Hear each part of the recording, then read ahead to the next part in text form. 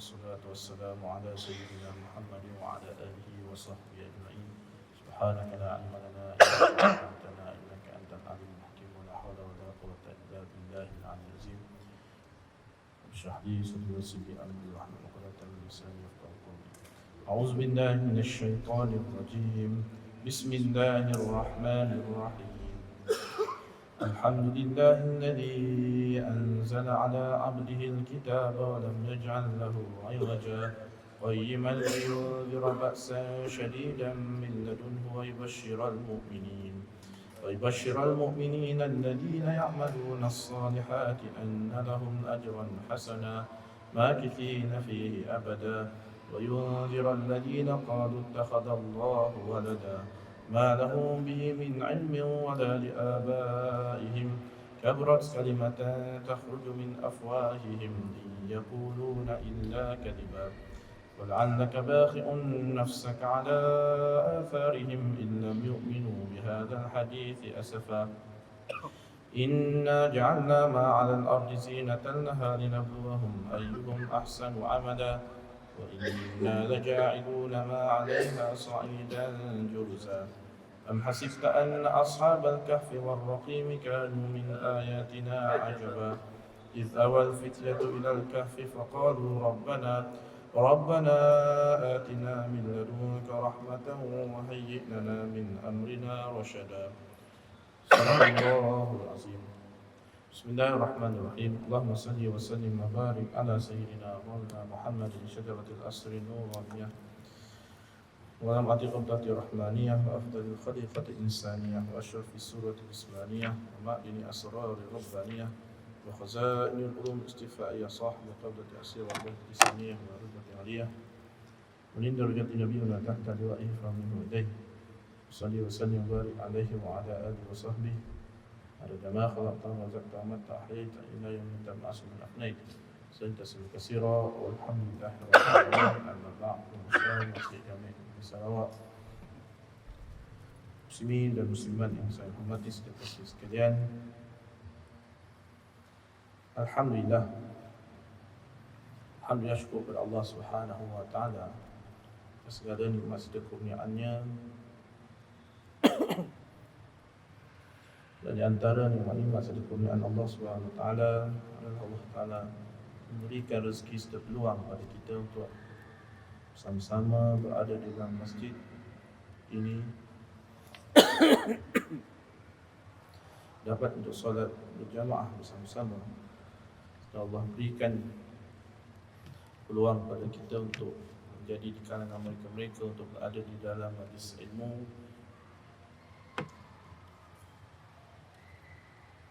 Yang kita mohon kepada Allah SWT akan keberkatan di dalam majlis ini serta Allah berikan pahala yang selayaknya yang menjadi bekal kepada kita di hari akhirat kelak insya-Allah. Kerana bekal itulah yang akan membawa kita selamat, memberikan timbangan yang baik. Salah satu jalan memberikan timbangan yang berat terhadap amal kita di akhirat sehingga menyelamatkan kita di hari akhirat insya-Allah. Alhamdulillah. Yang ada kitab insya-Allah kita sudah pun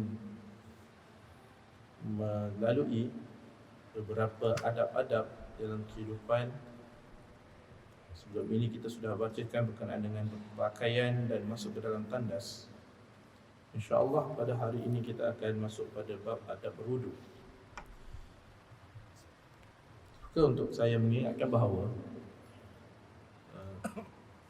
adab adalah satu perkara yang penting yang menjadi intipati kepada keindahan satu ibadah itu.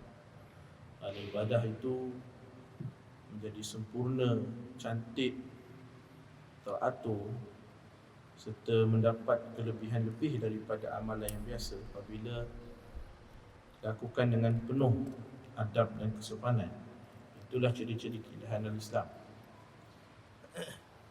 Sering disebutkan oleh guru-guru kami apabila menyebutkan tentang adab, itulah tasawuf yang sebenar, mempunyai adab yang baik daripada segenap kehidupan. Itulah tujuan yang nak dicapai daripada tasawuf. Ada orang mempunyai kefahaman tasawuf dengan perkara-perkara batiniah. Tidak kurang juga mereka yang bukan mereka mempelajari, tetapi mereka sendiri yang melabelkan, sedangkan ia tidak begitu, melabelkan tasawuf itu dengan satu ajaran-ajaran kebatinan yang luar daripada syariat Islam, sehingga kan menuduh hatta pada ulama-ulama yang muktabar dengan gelaran yang tidak sepatutnya dan mengeluarkan beberapa hukum-hukum yang pada hakikatnya bukanlah hukum yang sebenar. Jadi di sini ada dua situasi. Yang pertama dari segi pengamalannya, kerana ada di kalangan yang tidak mengetahui asas-asas tentang ajaran tasawuf itu sendiri. Dan yang keduanya, apabila mempelajari tasawuf itu dengan satu-satu pandangan dan untuk membetulkan pandangan sendiri, maka dikeluarkan dalil-dalil yang salah. Jadi kedua-duanya adalah bukan satu perkara yang tepat untuk menggambarkan tasawuf yang sebenar. Jadi kita tidak mengejarkan perkara itu. Banyak disebutkan oleh Imam Al-Ghazali tentang asas-asas ajaran Islam, umpama adab-adab ini, supaya sempurna kesemuanya, zahir dan batin, dan supaya mengetahui orang bahawa itulah perkara yang hendak dikejar dalam kehidupan dan dalam adab bertasawuf yang sebenar. Jadi kita teruskan. Untuk fasal seterusnya adalah adab hidup. Qala musannif rahimahullah ta'ala, Imam Al-Ghazali Hujjatul Islam rahimahullah ta'ala wa nafa'ana bil ulum fid darin amin. Adab berwudu, yang bermaksud adab berwudu. Apabila kamu selesai beristinja, yakni buang air, membersihkan, mensucikan setelah buang air, mensucikan diri, jangan tinggalkan siwak, kerana ia adalah hadis, matharatun lil fami wa mardatun lir rabbi wa maskhatatun lisyaitan. Ini alat menyucikan mulut, sebab kepada redha Tuhan dan punca kemarahan syaitan. Jadi siwak ini umumnya gosok gigi lah. Jadi gosok gigi terpulang lah. Orang zaman sekarang kalau kaya sedikit, dia letak aja benda tu pusing sendiri,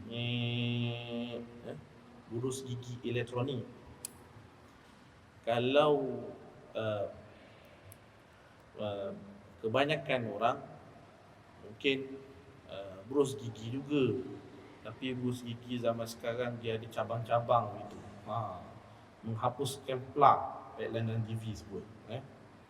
Orang kata kalau nak gosok gigi, cara gosok gigi yang sebenar, bila dah isi makjun asnan alias ubat gigi, letak di atas berus tu, lepas berus jangan terus kumur, biar dahulu, bagi dah lama baru kumur, supaya keberkesanan ubat gigi itu. Nama pun ubat. Kalau ubat terus basuh, mana nama ubat? Ada juga logiknya. Tuan-tuan kalau luka tangan, luka isi ubat basuh terus, tidak berkesan. Itu kaedah yang orang sebut cara menggosok gigi yang sebenar. Lepas gosok, jangan terus kumur, biar tidurlah dulu kalau pagi, baru kumur kan. Baik, kalau yang miskin sikit, tuan-tuan pernah beli berus gigi RM2 dapat 8. Gosok gigi semua berdarah habis gigi, berus-berus semua habis patah semua. Zaman duduk asrama tu gitulah, berus gigi hilang lah, rosak lah apa. Pergi kedai runcit, beli berus gigi yang paling murah, sekali gosok dah rosak terus. Sebesar-besar berus gigi. Baik, yang sunnah yang nak disebutkan sebenar menggunakan kayu sugi. Ataupun disebutkan dalam kitab sebelum ini ataupun kitab mana-mana pun menyebutkan kayu sugi yang dimaksudkan itu adalah kayu arak. Namanya arak. Bahasa Arab lah tu. Arak itu bahasa Arab lah tu. Bahasa Arab. Arak itu bahasa Arab lah tu. Bahasa Arab lah tu. Arak. Alif, ra, alif, kaf. Kayu tu. Jangan panjang sangat. Jadi munafik gitu. Sedang-sedang saja. Macam saya tunjuk ni yang paling selamat, ada kesim. Kalau kayu sahaja, meloya orang sebelah kalau semayang. Nampak sebelah keluar begitu, basah lagi. Basah dia boleh pula tu. Dia tak gigi lagi. Meloya orang tengok. Jadi sebab itu kita buatkan kesim. Nampak macam pen. Gosok gigi. Jadi menggunakan kayu arak, kayu sugi lah. Paling kurang apa sahaja perkara-perkara alat-alat yang suci dan halal serta bersih, asalkan ia kesat. Setengah menyebutkan boleh menggunakan jari, tapi bukan jari sendiri, jari kawan. Nak cari kawan siapa guna jari. Dan syarat juga jari itu kasar, jangan jari itu licin. Jadi poin dia adalah kasar supaya boleh menggosok. Setengah juga menggunakan kain, lidak dan sebagainya. Itu yang paling bawah lah. Sunnahnya menggunakan kayu sugi, kayu arak. Cara menggosokkan kanan ke kiri. Bagaimana cara menggosok ke kanan ke kiri? Kita kena buat tutorial. Darjah 1 biasa kan. Nurse datang bawa yang gigi. Gigi. Kawan saya guna gigi tu untuk belajar tajwid. Ini lafaznya makhraj huruf. Bijak dia. Gosok kanan ke kiri. Cara gosok atas bawah. Bukan gitu atas bawah. Atas bawah. Jadi atas dan bawah. Atas bawah. Jadi atas bawah daripada kanan ke kiri. Kanan bawah ke kiri tapi atas bawah begitu. Bentuk infinity. Tuan-tuan pernah tengok infinity? Avenger Infinity? Bukan. Bentuk infinity, 8 terbalik. Tahu infinity, 8 yang terbalik tu, itu. Bentuk huruf 8 yang terbalik. Jadi begitulah. Atas, daripada kanan atas sampai tengah turun, bawah mula. Naik atas. Turun, bawah mula. 8. Itulah sunnah ni. Cara menggosok gigi menggunakan kayu sugi. Orang bertanya, habis ustaz, itu depan saja, dalamnya bagaimana? Yang belakang-belakang tu bagaimana? Gosoklah macam mana pun, jangan sebab darah. Belakang tu tenyih lah macam mana. Gosoklah. Itu tidak ada aturan yang tertentu. Salah satu daripada sunnah daripada bersugi juga adalah maaf lah yang kita biasa buat itu je salah satu daripada sunnah bersugi. Kerana hadis riwayat daripada Sayyidatina Aisyah itu memang menyebutkan apabila Rasul bersugi itu ada bunyi buang kahak tu. Jadi begitu. Antara sunnah-sunnah yang jarang juga disebut adalah minum air. Ni tidak ada kaitan dengan minum air lepas gosok gigi. Tidak, saya nak sebut benda yang jarang disebut lah. Umpamanya minum air. Biasa tuan-tuan minum air macam mana? Mulut buka, masuk ke terus air tu Mulut buka, masuk je terus air. Setakat mana luasnya mulut itu yang masuk air. Jadi antara sunnah yang jarang-jarang buat adalah sedut. Sedut air. Orang sekarang ni kebetulan menggunakan kempen menjauhi straw. Straw jahat. Jangan menggunakan straw. Banyak kedai-kedai sekarang ni tidak menggunakan straw.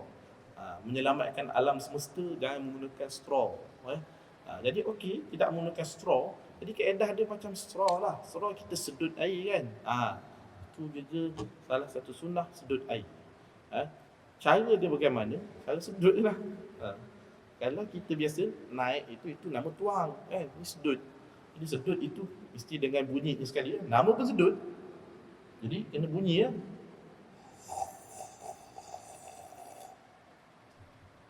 Ada bunyi sedut. Gitu wallahu a'lam. Qala, ini hadis riwayat Ahmad. Dan juga kerana qala yang musannif, dan juga kerana Salatun bisiwakin afdalu min sab'ina salatan bila siwak. Solat dengan siwak lebih baik daripada 70 kali solat tanpa siwak. Siwak Baihaqi dan Sunan Kubra. Jadi penting. Cuma ada beberapa situasi. Ya. Yang paling utama hendak disebutkan siwak ini adalah ketika nak bersiap-siap sebelum solat. Betul-betul tengah nak ambil wudu apa semua tu, itu waktu yang hendak kita fokuskan tentang siwaknya. Baik, persoalannya, adakah salah untuk kita katakan siwak dengan zahir hadis belum solat tu? Siwak tu boleh kan? Tidak ada masalah, tidaklah sampai haram kerana ambil zahir hadis. Zahir hadis ini apa? Sebelum solat. Sebelum solat lah tu. Sebelum solat lah tu, sebelum angkat takbir tu, sebelum solat lah tu. Cuma kena berhati-hati dalam beberapa perkara lah. Umpamanya, kalau dah gosok gigi sungguh, bersugi sungguh ni sebelum angkat takbir ni dalam soft ni. Dalam soft ni kita pun keluar. Sap. Dah dalam soft ni. Sap. Tuan-tuan, apa akan berlaku? Ada beberapa perkara akan berlaku. Yang pertama akan lekat dia punya ini. Dia punya bulu-bulu ini akan lekat. Bila lekat, tuan-tuan nak telan ke nak buang? Kalau dah buang, orang sebelah mesti fikir balik. Apa-apa pengotor nak sembahyang ludah-ludah itu, kan? Itu yang pertama. Yang kedua, masalah yang kedua adalah sekiranya sugi tersebut masih dalam keadaan kering, boleh menyebabkan luka pada usi. Darah pula. Dah macam mana? Nak telan ke nak buang? Jadi itu masalah dia. Kalau nak mengambil zahir betul-betul sebelum angkat takbir pada dalam soft, boleh juga, tapi kena fikirkan perkara tersebut. Jadi berhati-hati. Jadi yang hendak dimaksudkan di situ yang paling utama adalah ketika betul-betul nak beribadah, nak ambil wuduk itu, sugi ketika itu. Sugilah ketika itu. Betul-betul nak wuduk. Itu lebih utama. Tapi sekiranya nak buat juga, nak ambil berkat hadis sebelum, macam saya ni, saya buat begitu. Kita cuma lalukan saja. Saya tak gosok sungguh. Tak ambil berkat daripada bersugi. Macam contoh, kita dah gosok dah. Sebelum maghrib tadi dah siap. Kita nak isyak, kita nak turun bawah, nak gosok gigi, masjid Jamik pula, tanah hujung mana. Jadi kita nak ambil berkat daripada itu, just lalukan saja. Ambil berkat daripada sugi. Contoh. Dalam hadis sebelum ini katakan punca kemarahan syaitan. Dahulu saya pernah jumpa seorang, bukan dahululah, zaman-zaman belajar, ramai kita jumpa kawan-kawan, murid-murid tasawuf, para darwish yang macam-macam. Pernah juga disebutkan, bukan hadis lah, tapi kalam-kalam lah, kalam-kalam nasihat. Dia kata, kita ni kena biasakan bawa kayu sugi. Biasakan bawa. Bukan atas dasar nak bersugi sahaja. Bukan atas dasar sebab nak bersugi sahaja. Tapi nampak hadis tu. Punca kemarahan syaitan. Syaitan ni ada beberapa perkara, dia tengok pun dia tak suka. Tengok pun tak suka. Apa dia? Antaranya sugi, sujud. Sujud takkan tuan-tuan hari-hari nak sujud? Kan? Tiap waktu nak sujud? Tidak. Tapi sugi, sugi boleh bawa sentiasa. Maka sebab itulah syaitan tidak suka. Kita kena buat perkara yang syaitan tidak suka. Membawa kayu sugi. Jadi tuan-tuan bawa kayu sugi, syaitan tidak suka. Dia tengok pun dah benci. Apatah lagi memang kerasukan, histeria, ada saka lah sebagainya. Contohlah. Mana tahu berkat daripada itu. Satu cerita, ulama ni tengah mengajar dekat masjid. Kita ni dikhabarkan di Al-Azhar. Syekh ni tengah mengajar di masjid. Mengajar. Dia tengoklah ada murid ni. Murid seorang, ialah yang mendengar ke kuliah Syekh ni lah. Tengah kuliah begini.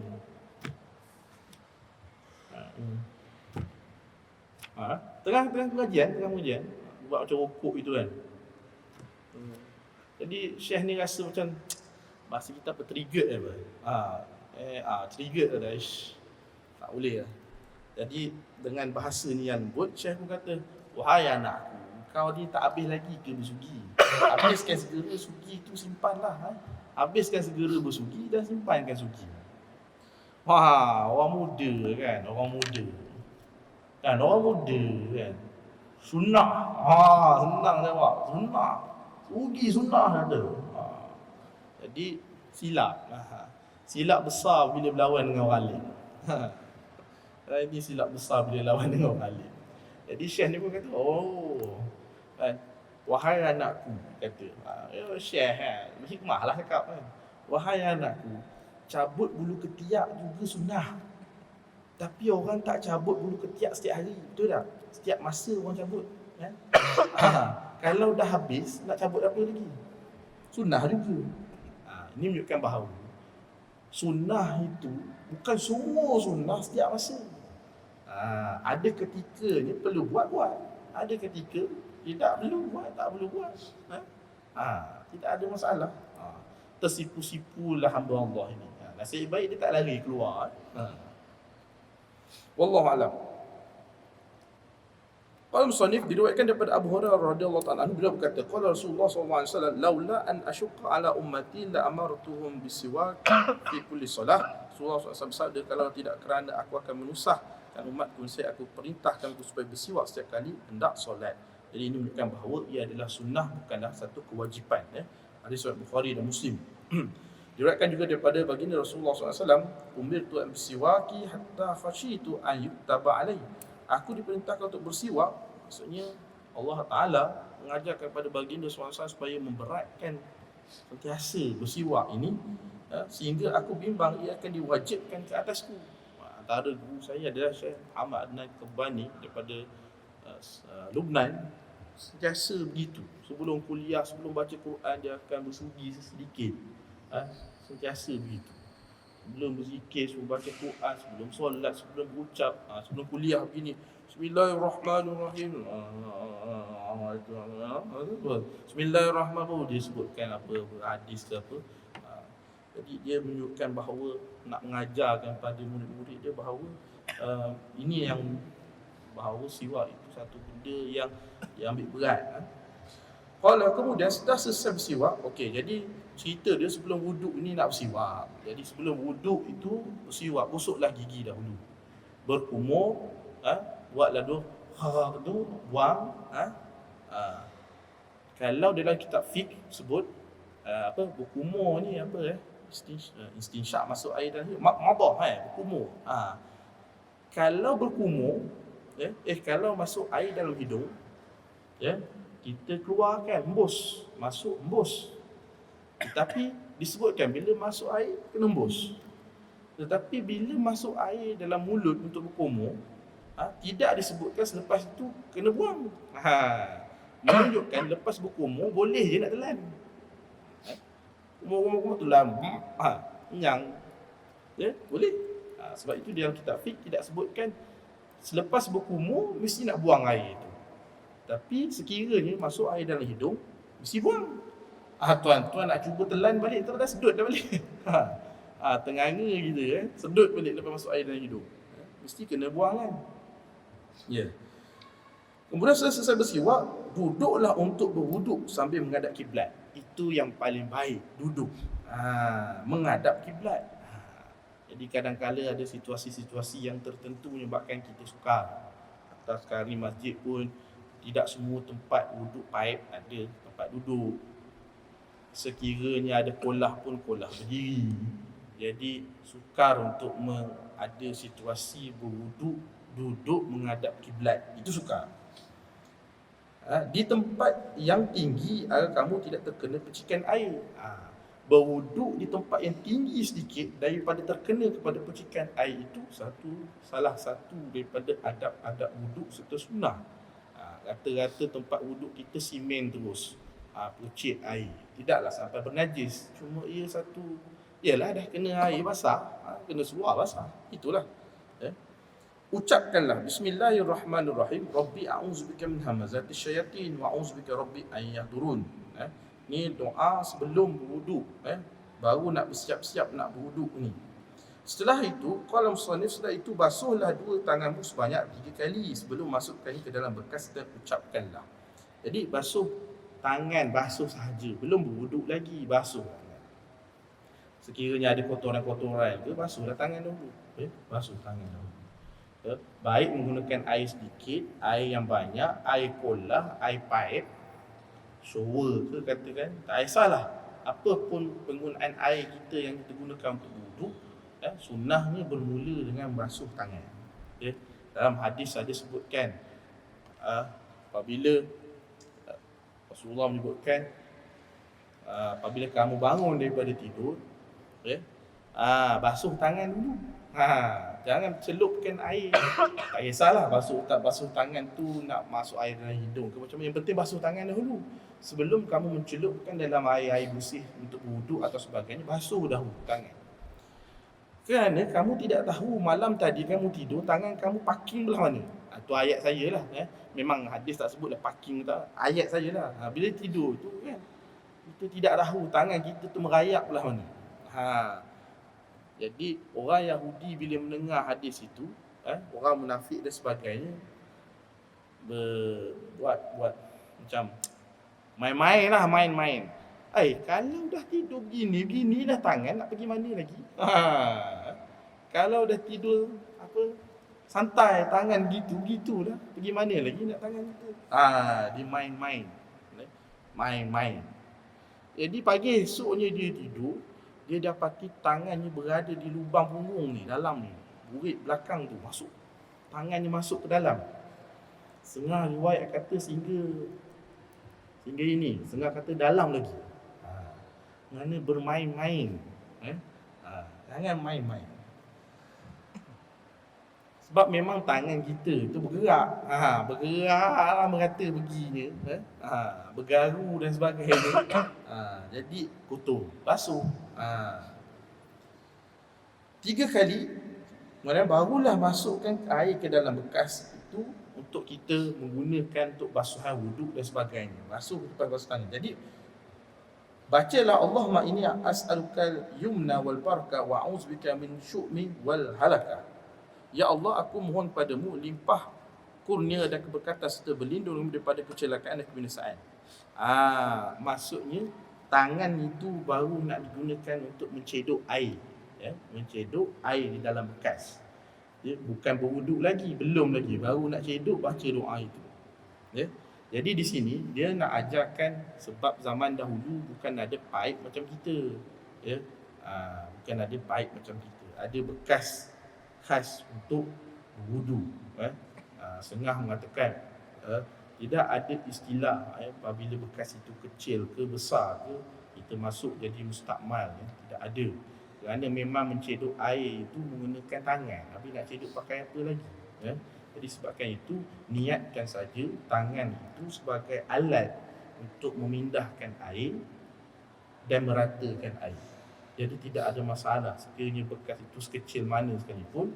Selepas kita basuhkan air tangan tu, lepas tu niatkan saja untuk wuduk, masukkan saja tangan di dalam bekas wuduk itu, baldi ke cebok tu, tidak ada masalah. Tidak ada istilah mustakmal dan sebagainya, tidak ada.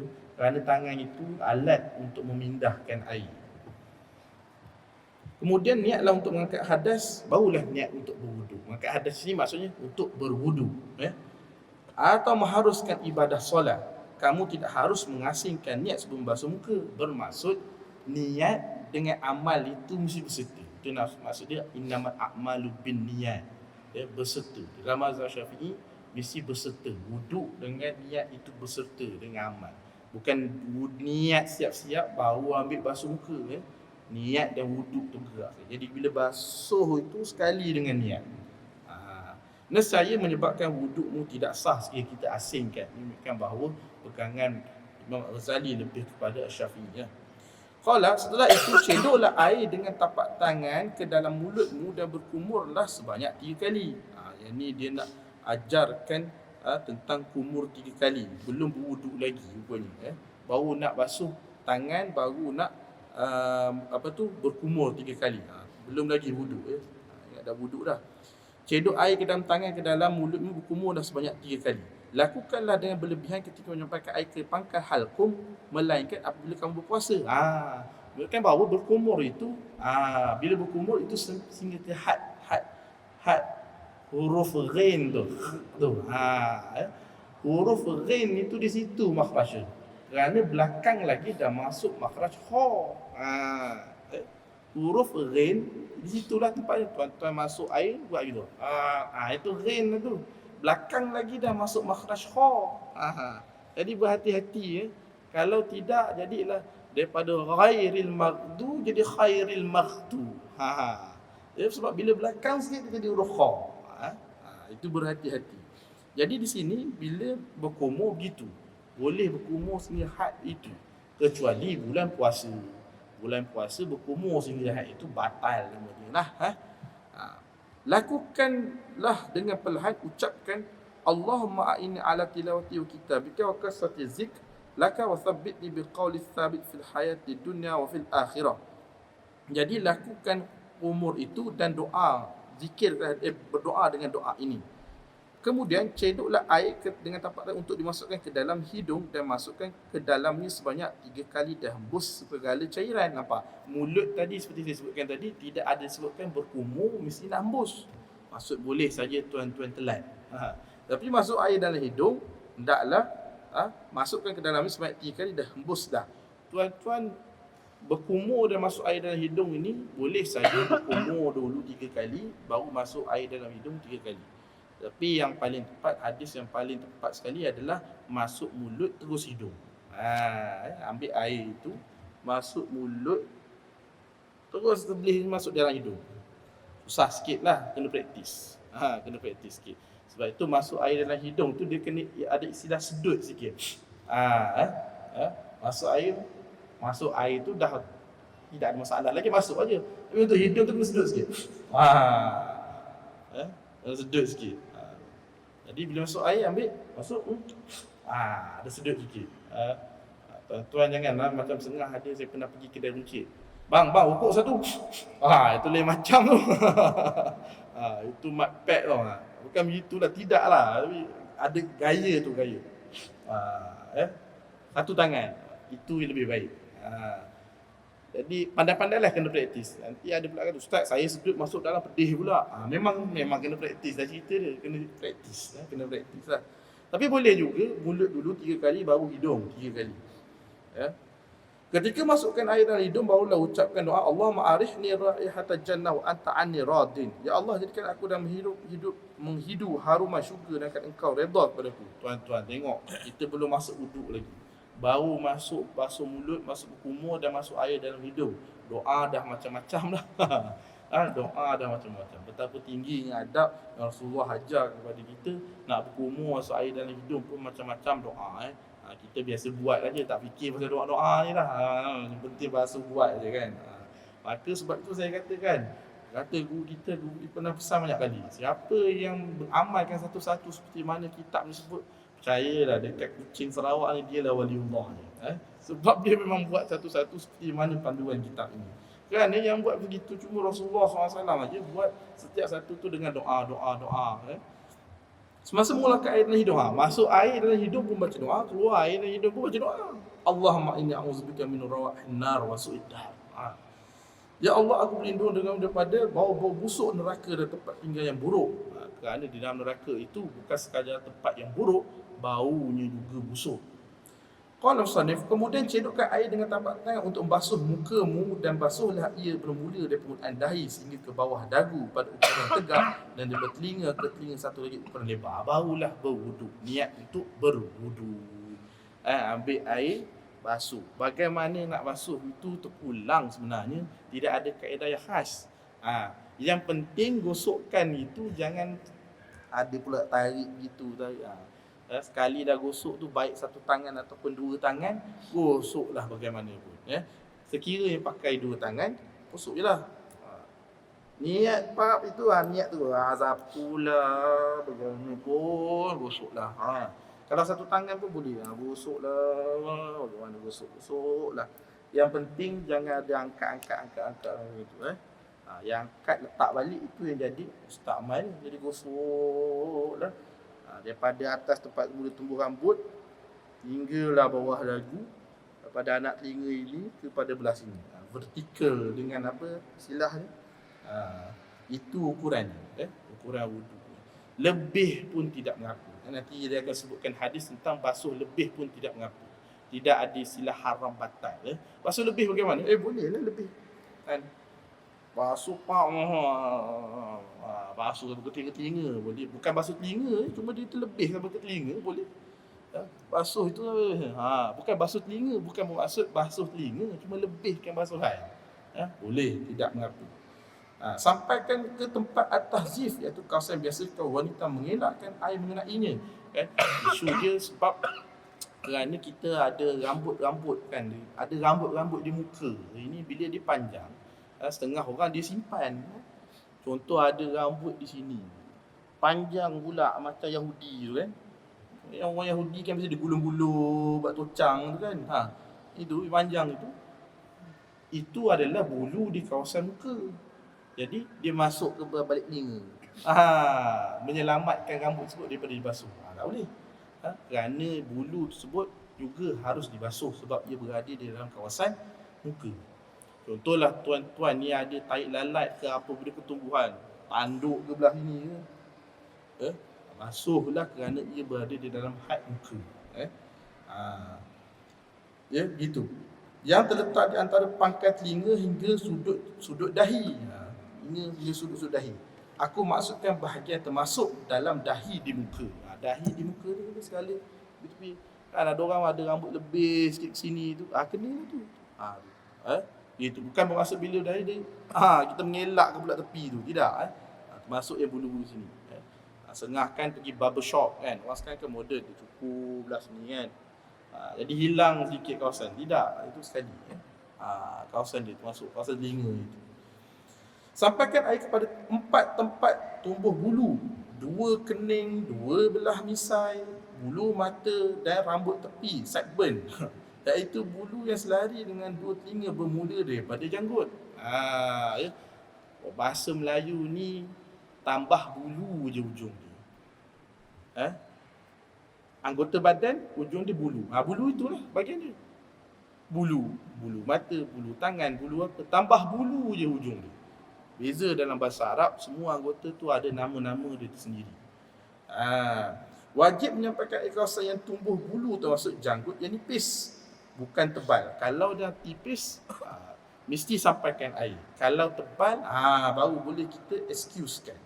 Ucapkanlah Allahumma bayyid wajhi binurika yawma tabyaddu wujuha awliya wa la tusawwid wajhi bizulmatika yawma taswaddu wujuh a'daik.